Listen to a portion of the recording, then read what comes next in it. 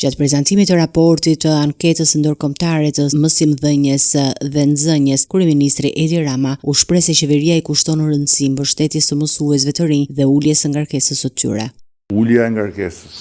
së punës në funksion të rritjes së mundësisë për të marrë frymë edhe për të punuar më cilësisht, si dhe integrimi gjithnjë më i madh i teknologjisë, përfshirë dhe inteligjencën artificiale në praktikat e klasës janë objektiva që duhet i ndjekim bashkërisht. Ai paralajmëroi se mungesa e mbështetjes mund të çojë në braktisje të profesionit nga pjesë të mësuesve të rinj, një shqetësim që sipas tij merret shumë seriozisht. Një pjesë e mësuesve të rinj dhe posaçërisht ata nën 30 vjeç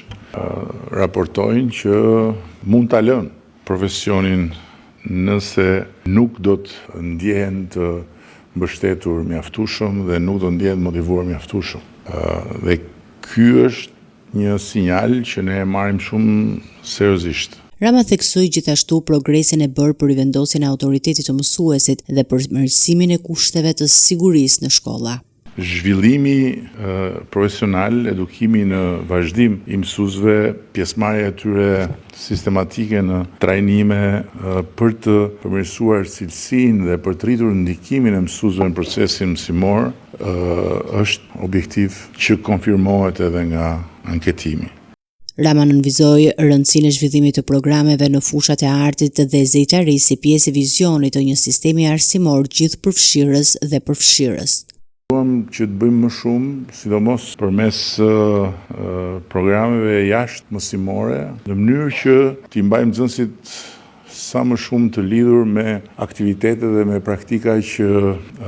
zhvillohen jashtë pasqyrës shejtanit që na rrin xhep, nuk e di, unë e kam lënë makinë. Kryeministri u ndal dhe te roli i teknologjisë, duke nënvizuar se nxënësit sot kanë informacion të bollshëm, por kërkojnë udhëheqje dhe mbështetje nga mësuesit. Lavdi Zotit, që jeni këta që jeni dhe që keni nderuar edhe Shqipërinë në këtë proces. Nuk dua të hyj në sa gjëra kemi bërë ose sa gjëra po bëjmë, po dua të them që jemi shumë të vetëdijshëm për domosdoshmërinë edhe të disa hapave të tjerë që duhen bërë, duke filluar nga reforma kurikulare e arsimit parauniversitar, që natyrisht është diçka që lidhet me ju dhe që garantohet përmes ndërveprimit me ju, theksi i fortë që do t'i vëmë gjithmonë më shumë bashkërisht shkencës, teknologjisë, me